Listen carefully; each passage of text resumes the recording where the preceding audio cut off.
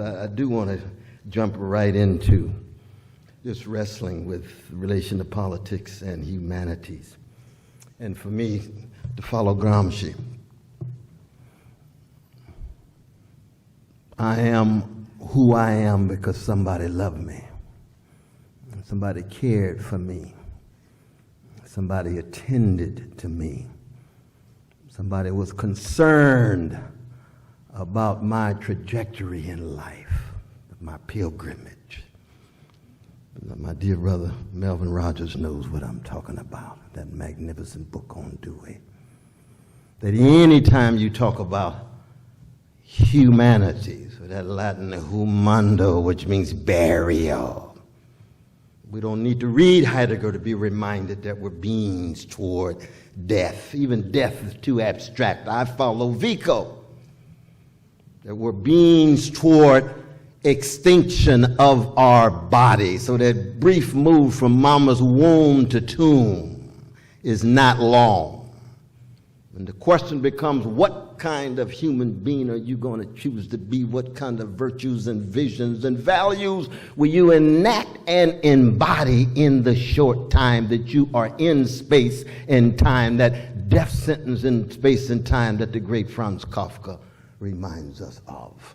Nobody gets out alive through the grave in terms of where we're headed, that culinary delight of terrestrial worms.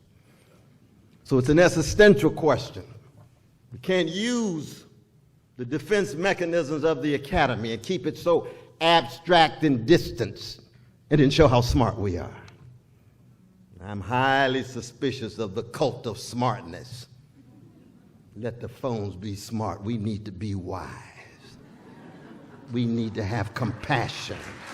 We need to be willing to sacrifice for something bigger than us. So I begin on an existential note.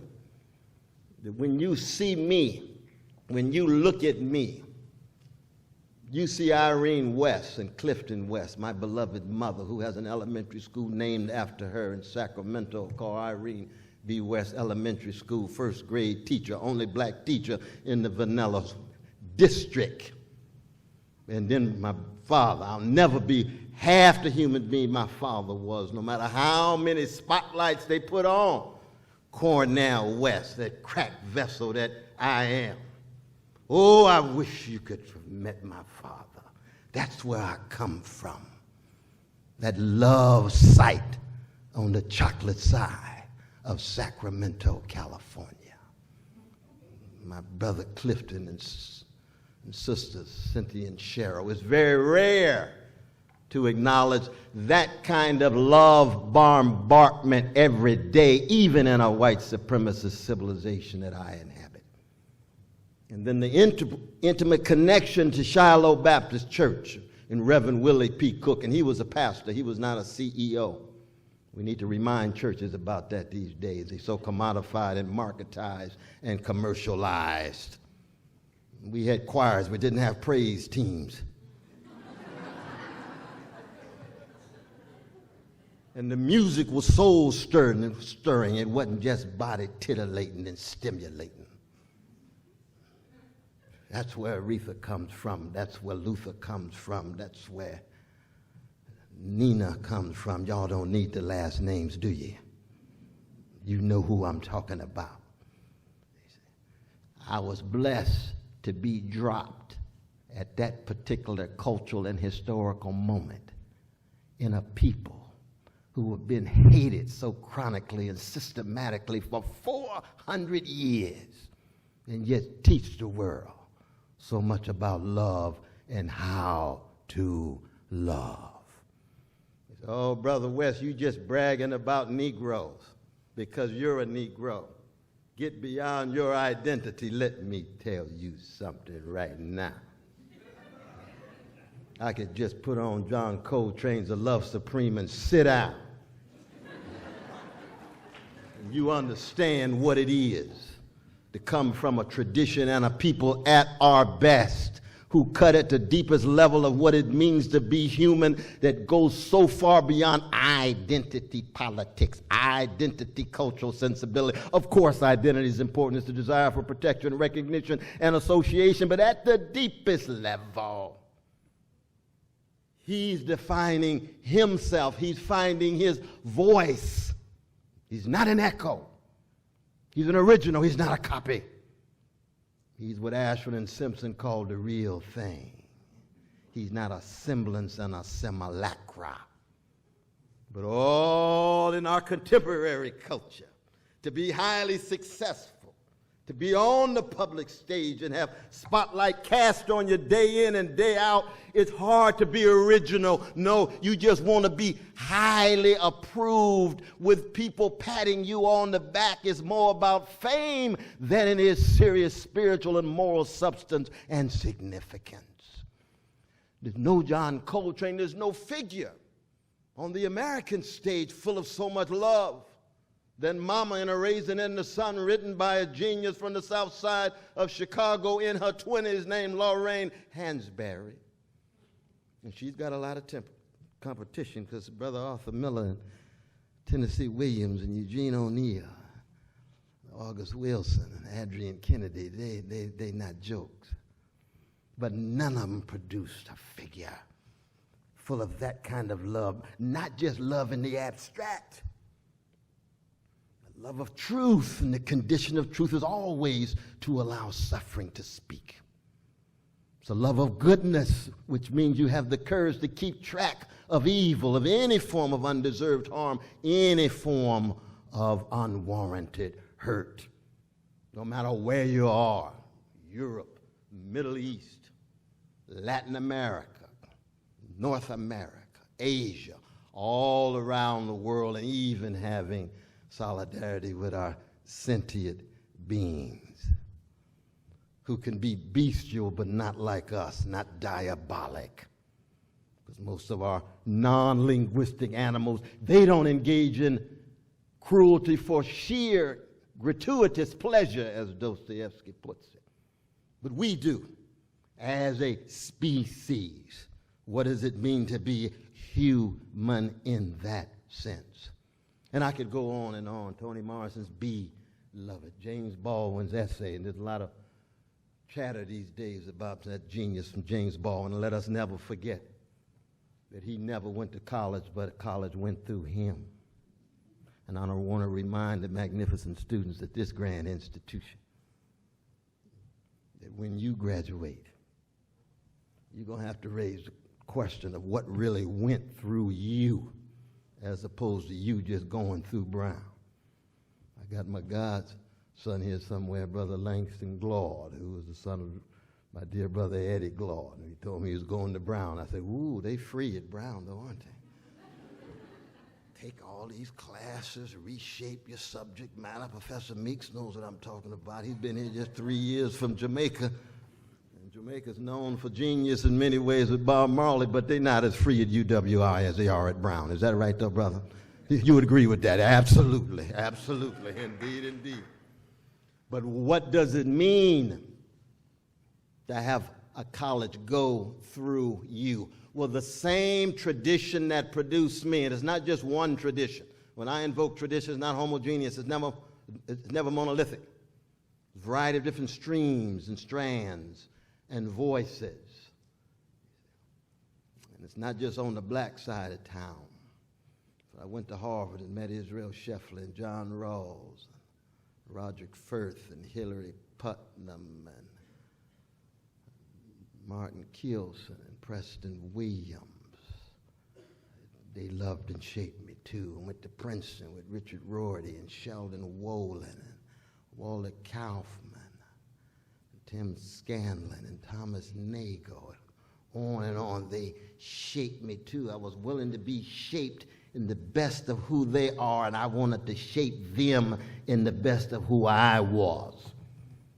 I already came in with a certain decolonized sensibility, with a hermeneutics of suspicion. Harvard, Brown, Princeton, prima donnas, center of the intellectual universe. Really? get off the symbolic crack pipe.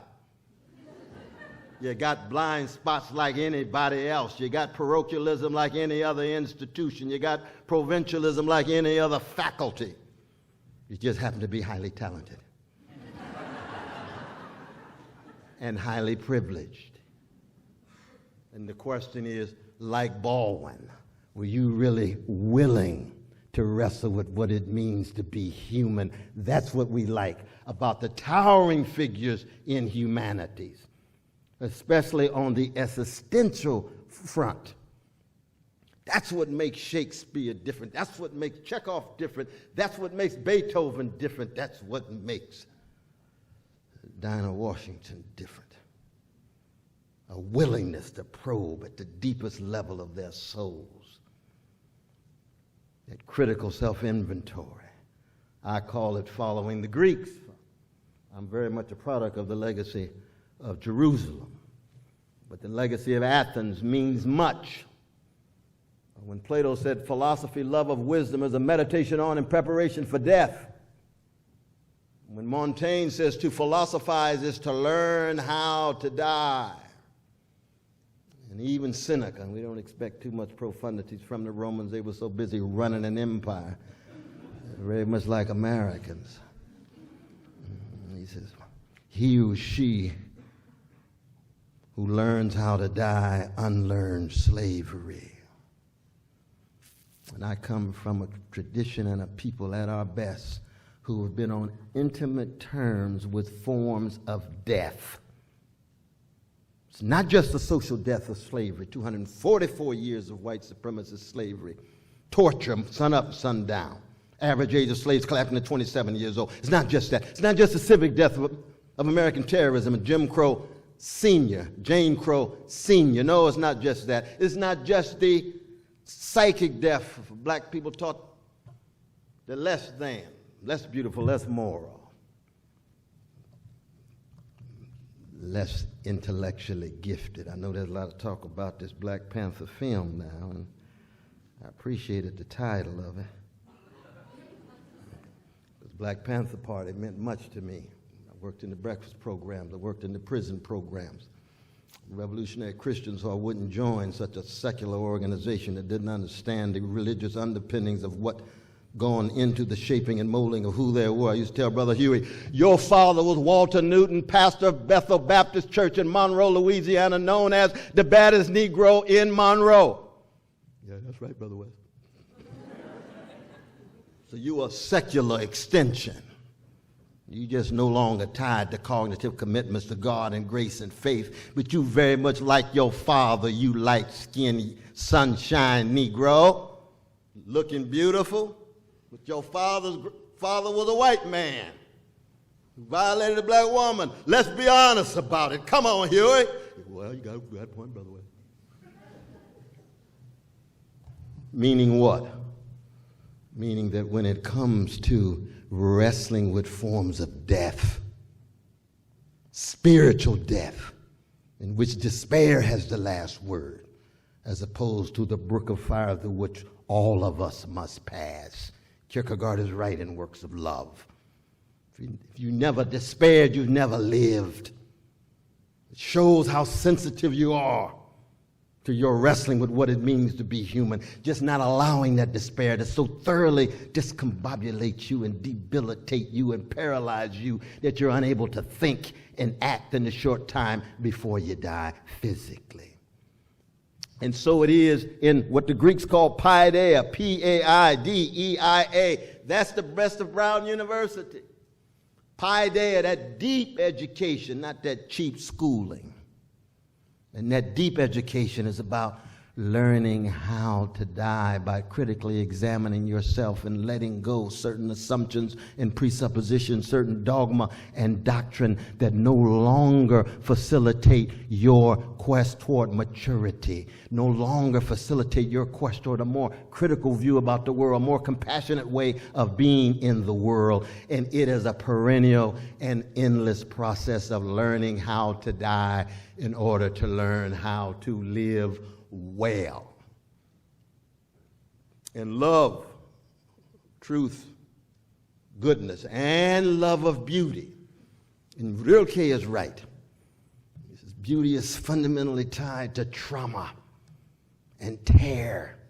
And somehow you've got to transfigure your suffering tied to your wounds and bruises and unbelievable scars so that you emerge not just as an agent. I know agency is a very popular word in the last 40, 45 years among the academic chattering classes. Just like bodies now is very popular these days. What do you think about the black bodies, Brother Webb? Oh, I've had one for 64 years, but I never put it that way. There's a lot of memories in this body. There's a lot of thoughts in this body. There's a lot of arguments in this body. A lot of stories in this body. A lot of narratives in this body. A lot of stuff in this body that language can't even come close to. I haven't got to the level of my grandmother yet. You think this body could exist without her? Given what she did for me? Don't reduce me to my body. I'm a free black man. And that's rare. Because if you're a free black man, you have attempted to thoroughly deniggerize yourself. And every aim and end of the dominant powers for so long is to niggerize black people and keep black people so scared and intimidated, laughing when it ain't funny, scratching when it don't itch, trying to adjust yourself. You end up well adjusted to injustice and well adapted to indifference. Some of us want to be free. And that's a rare thing. That's why we go to the musicians. Artists are the vanguard of the species. I believe musicians are the vanguard of the artists. Because we get a taste of the freedom when Sam Cooke sings I Send You. You get a taste of the freedom when James Brown says, Clyde Stepperfield, get the drummer song, hit it now. And that's not entertainment. That's being a love warrior and a love of truth and a love of freedom. Given the inability of being free in the structures and institutions, you can be free enough in your soul and in your mind. And that's a rare thing. And we're seeing this more and more among black folk, especially among the black middle classes, especially among the black professional managerial classes, where they've been told for the last 40 years to be free is to be successful. To be free is to go to the highest levels of the American empire and let the other black folk live vicariously through your success. No, success is one thing. Greatness is something else. Success is one thing. Freedom is something else. Thank God that Curtis Mayfield wasn't obsessed with success. He never would have written his music. Don't show up at the rallies. He said, no, I'm showing up with my guitar. And I tuned it only based on the black keys on the piano. And that was not an ethnic statement he made. It wasn't a racial statement. His grandmother, who was an evangelist, taught him to play his guitar based on the black notes, because she played piano on the black notes. I said, well, she's always in the minor key. Well, the blues sensibility cuts deep. And I know y'all taught that wonderful class on the blues people. Living in the dissonance, staying there, lingering in the minor key, but refusing to opt for revenge tied to justice, refusing to opt for hatred tied to love of self, of others, of truth, of goodness, of beauty, and for some of us, love of the holy. No, that's too abstract. Love of God. Not too popular in the secular academy. That's all right. That's fine. Love my secular brothers and sisters. They just have a different view of the God question. Most of them are adorable rejectors of dominant conceptions of God. Because if most of the conceptions of God were the only available ones in churches, mosques, and synagogues, I'd probably be an atheist too. Given the institution of religion and its accommodations, the forms of barbarism and atrocity and bestialities, the history of the Christian church so tied to hatred of Jews and Arabs and gays and lesbians and bisexual and trans and poor peoples and so forth and so on. Institutional religion getting in the way so often, like most of our so-called mainstream institutions. But thank God, in universities, you have a openness to the dialogue. So even when you read your canon, you got to start in the West with Socrates. Ooh, that's unsettling. Don't skip the moment of the hemlock.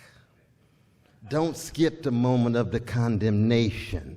Don't skip line 24a of Plato's Apology when he says parrhesia, fearless speech, plain speech, frank speech, unintimidated speech is the cause of my unpopularity.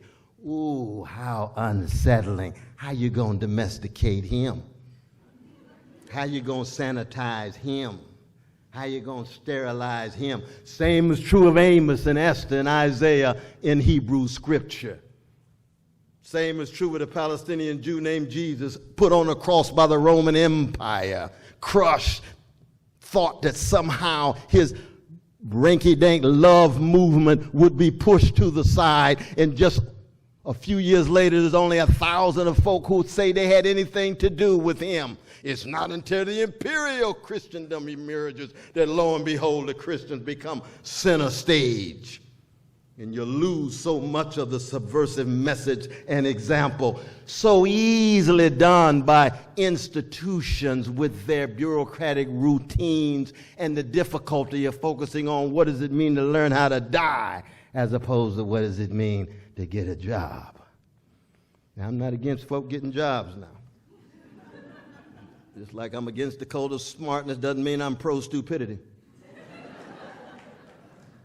But if you confuse your vocation with your profession, if you conflate your task with just your day job, your life task with just your day job, then you're missing out on paideia. Hobbes, Locke in exile.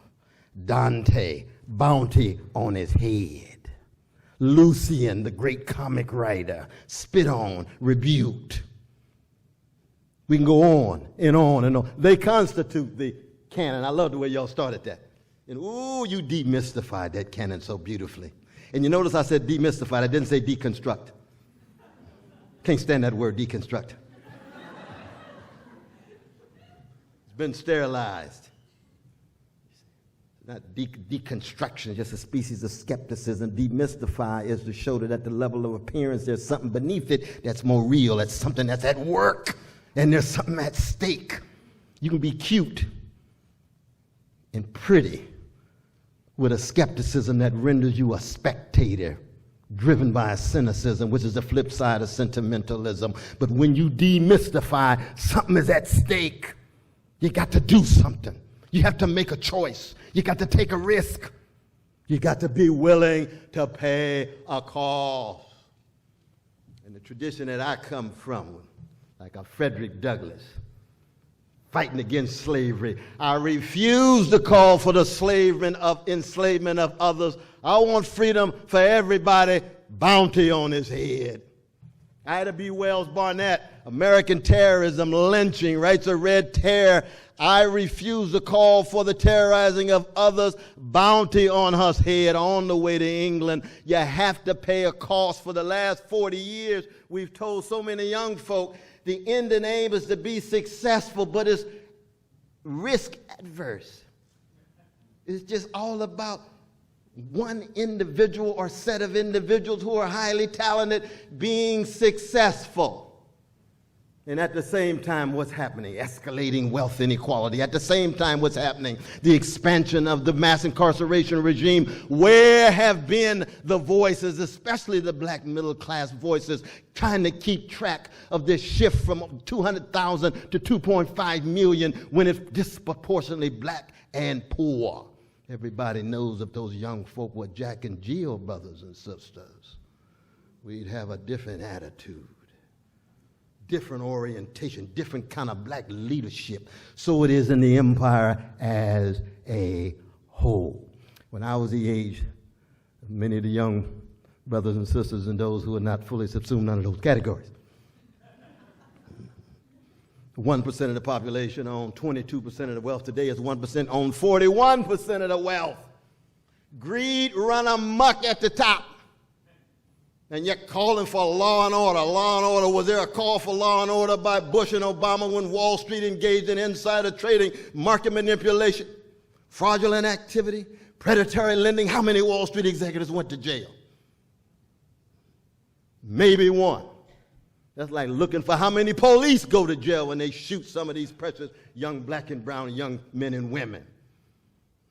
Oscar Grant, one policeman went to jail, stayed for a few months, came out sipping tea. Rule of law. So tied against the vulnerable. You can hear Amos saying, Hesed, spreading that loving Hesed to the orphan, the widow, the poor, the fatherless, the motherless, the vulnerable, the weak.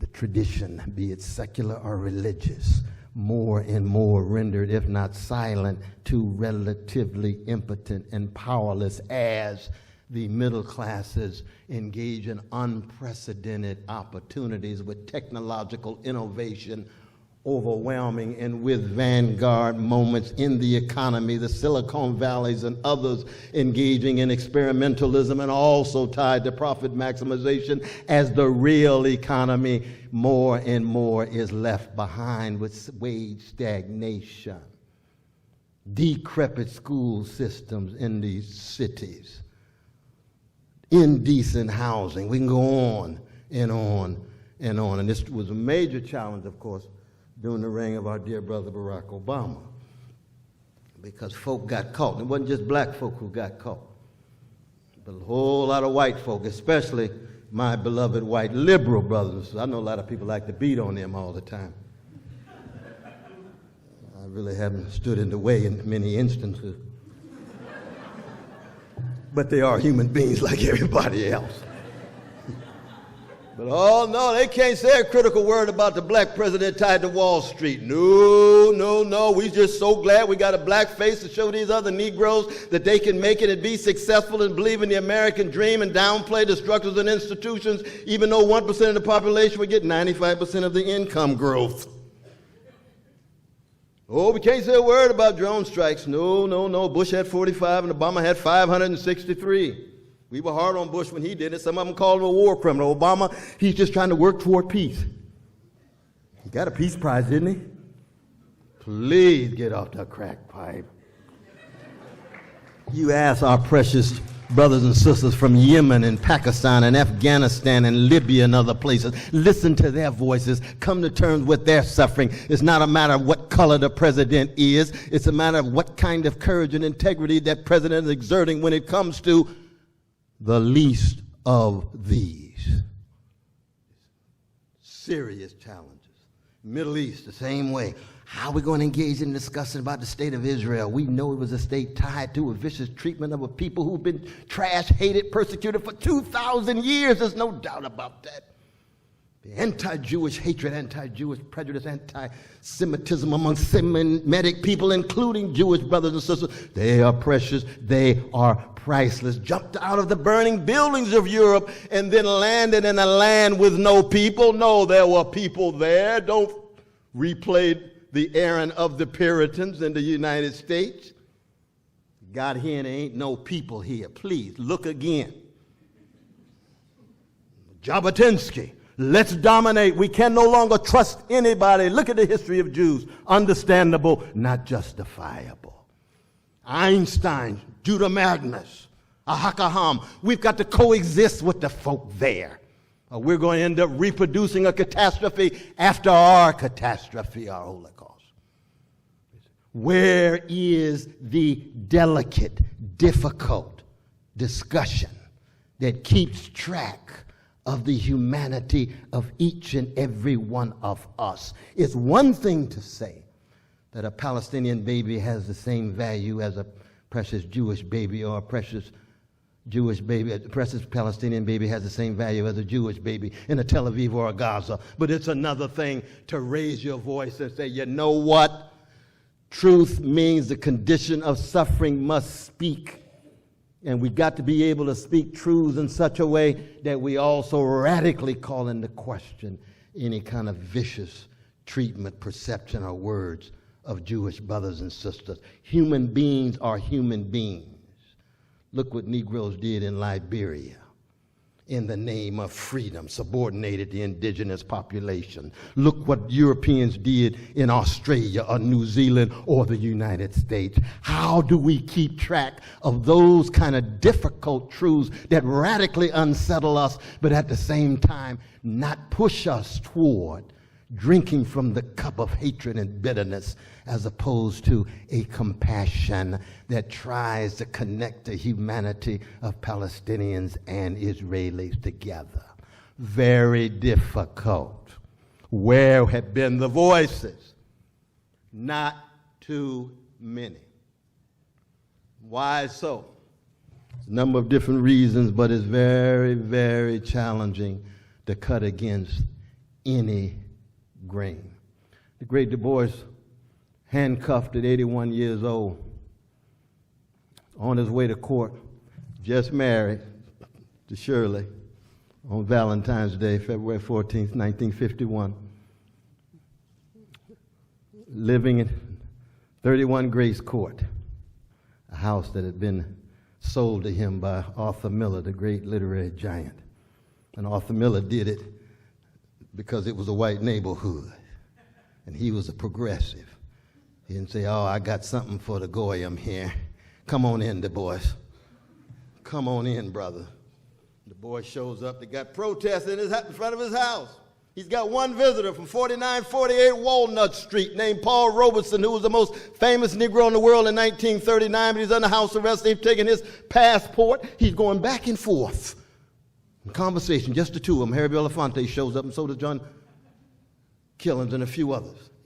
And Du Bois says, I got to send a love letter to the younger generation, tied to Paideia, tied to the same generation that our two sisters are part of. That same tradition. And he said the four questions. How shall integrity face oppression? What does honesty do in the face of deception? What does decency do in the face of insult? And how does courage face brute force?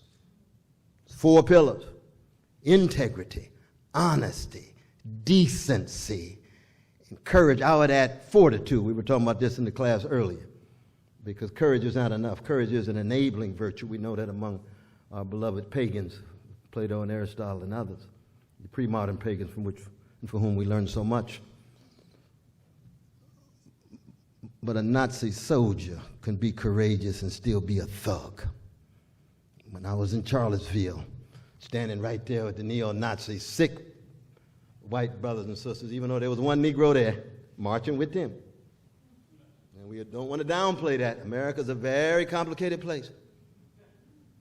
Got a Catholic, it's the Grand Wizard of the Ku Klux Klan, KKK, began anti-Jewish, anti-Catholic, anti-black. Now they got a Catholic running thing. That's upward mobility, American style.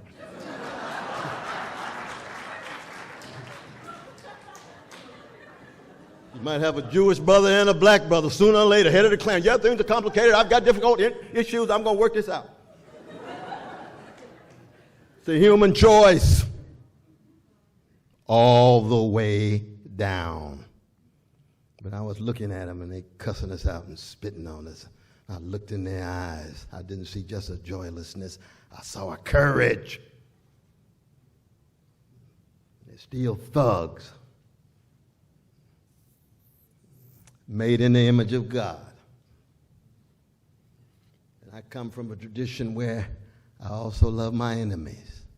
I might be the last one or one of the last ones around.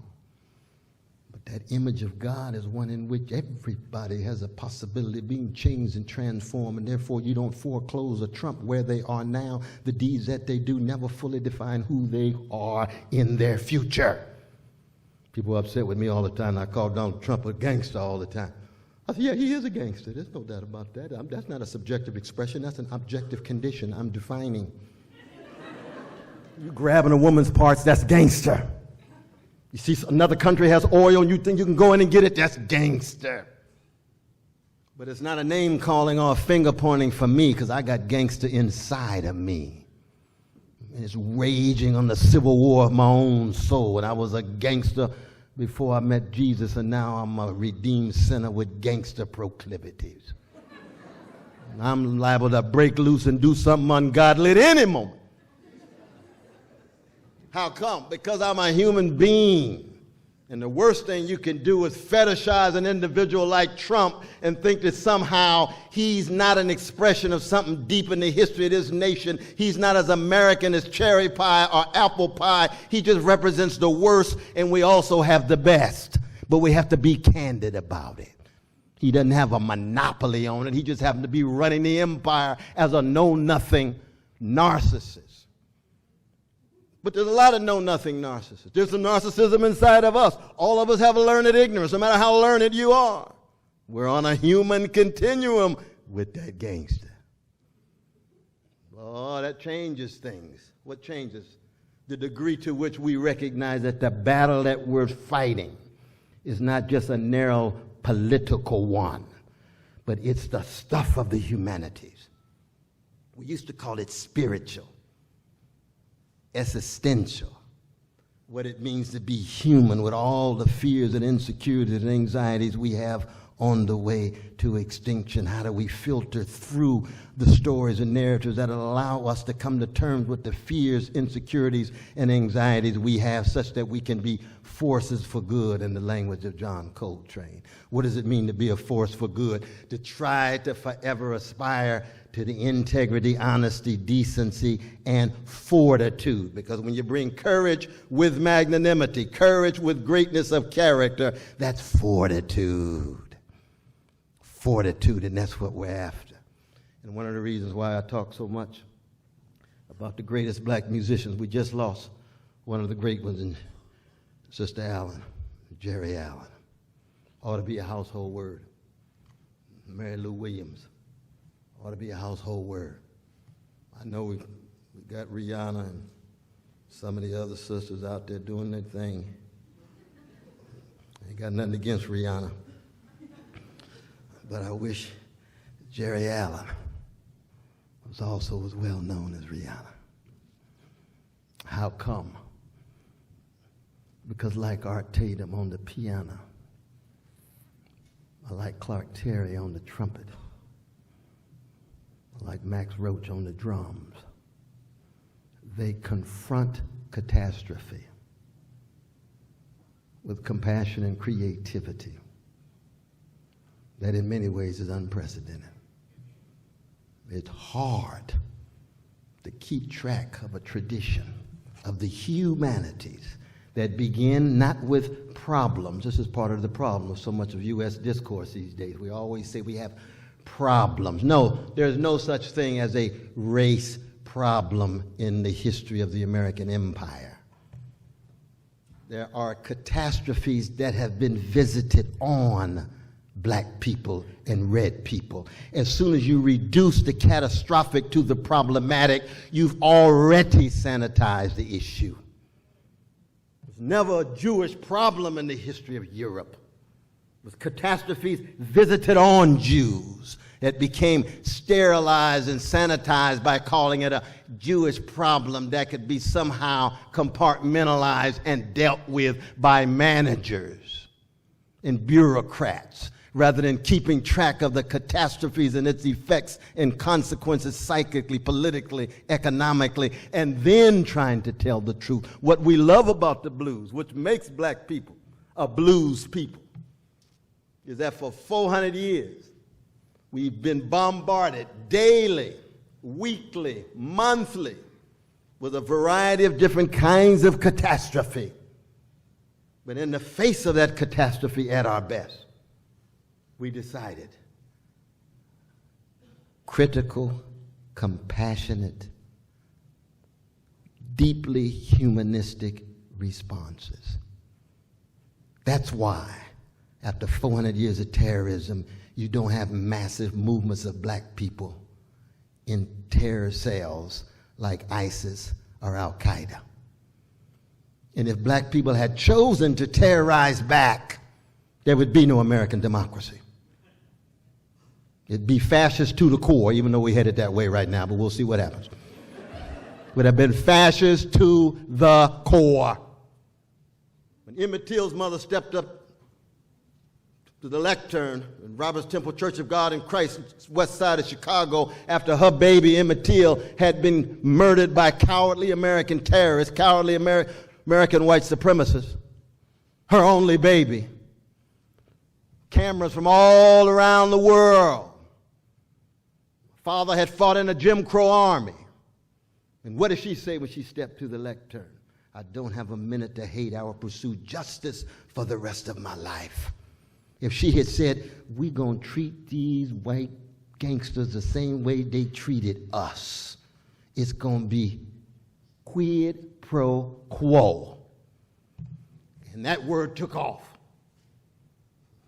We wouldn't be sitting here in this comfortable place. I tell my white brothers and sisters, sometime when you see black people, you ought to just give them a standing ovation.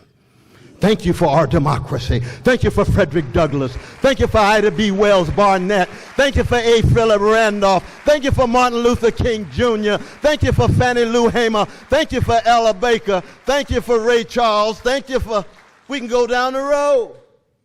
And don't forget somebody's grandmama who told them, boy, if the kingdom of God is within you, then everywhere you go, you ought to leave some heaven behind.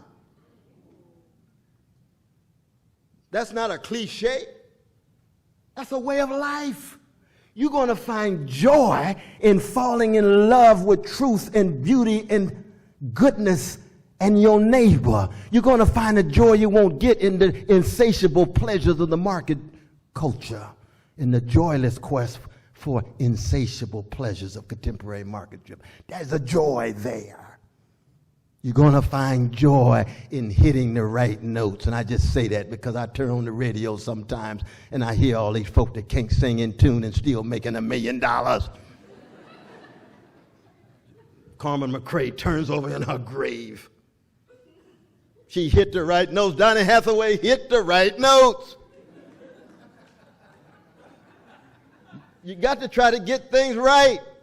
In your argument, try to get things right.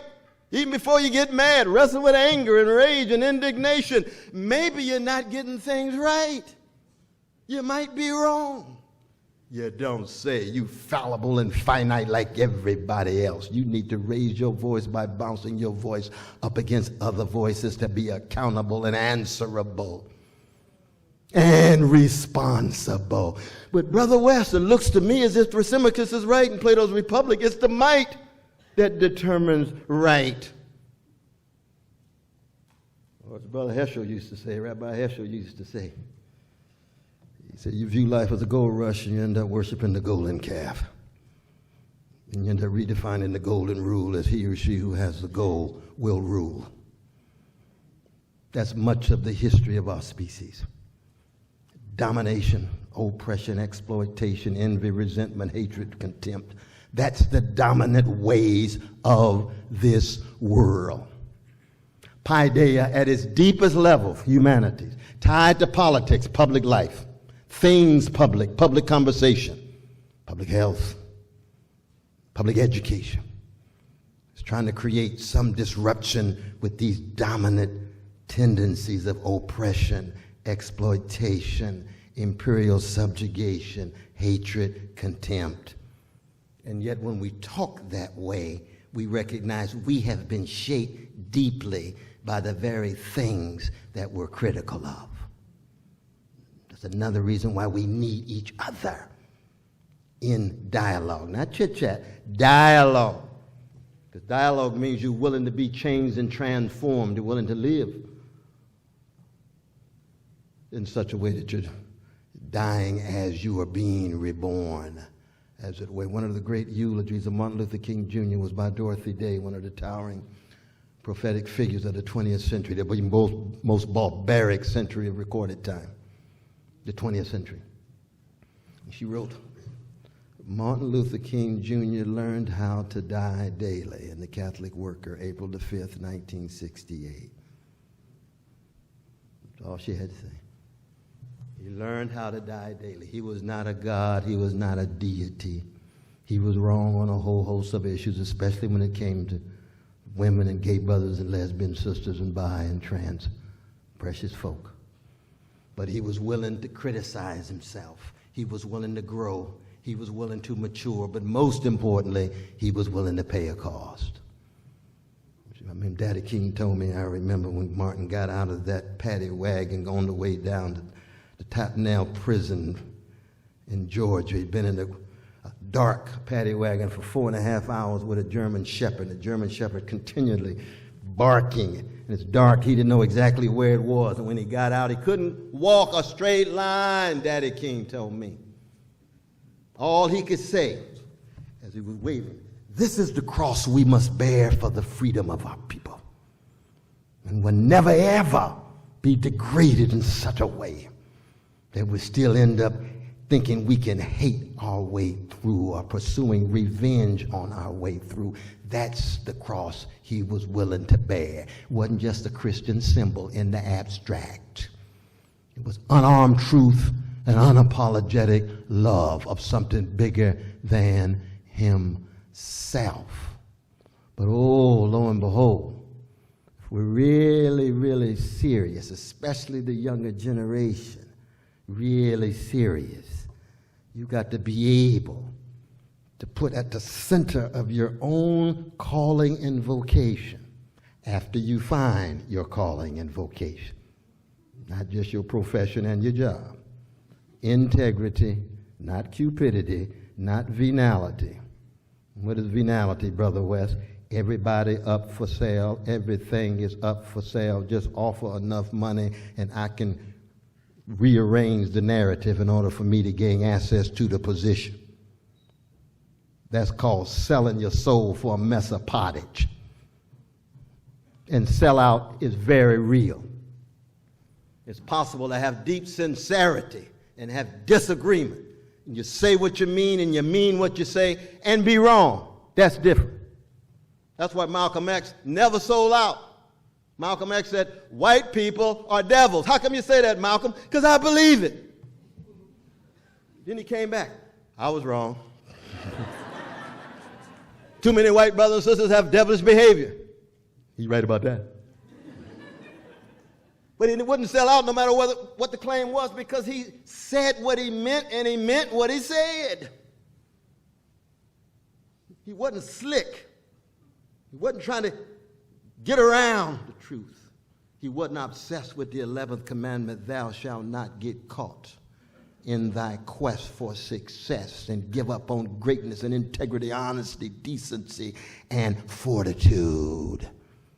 And that's exactly what slaps your grandmother in the face in the grave. You give up on integrity just for popularity tied to venality and love of money and cupidity. And you end up just being some isolated exemplar, a peacock at the top. Look at me, look at me, look at me. I'm so successful. And your grandmama says, peacock strut because it can't fly.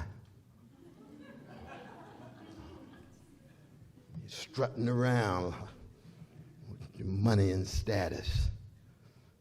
What risk are you willing to take? We're not talking about martyrdom, even though some of us must be willing to live and die. There's no doubt about that. There is no resistance and critique or freedom movements without folk who are willing to invest themselves and pay the ultimate cost. But we're at a bleak moment now where we will discover who we really are as persons, as communities, and as a nation and empire. And in a way as a species. Because you got nuclear catastrophe, you got ecological catastrophe, economic catastrophe, political catastrophe, civic catastrophe, and spiritual catastrophe, all coalescing at the same time. That's what it is to be a young person in 2018. I salute each and every one of you, and all I simply say to you is, that you all come from great traditions as well, just like myself, if you so choose to act on the best of those traditions and do it in such a way that you're willing to be in solidarity across the board with a variety of issues, such that it's a moral and spiritual question. It's not going to be simply a question of what color you are, of what your orientation is, or what particular national identity you have. Yes, those are important, but it cuts deeper than that when you talk about humanities and when you talk about politics. And you got to do it the way the kings and queens of the blues did it, the way Ma Rainey did it, the way Bessie Smith did it, the way B.B. King did it. They did it with a smile and style and acknowledgement that they were moments, distinctive, singular, irreproducible, irrepeatable moments of a tradition that they were trying to keep alive, and most importantly, like Du Bois's love letter to the younger generation, to bequeath it to the young folk who are very serious and playful and courageous and critical of picking up the mantle. Thank you all so very much. We'll have a good time.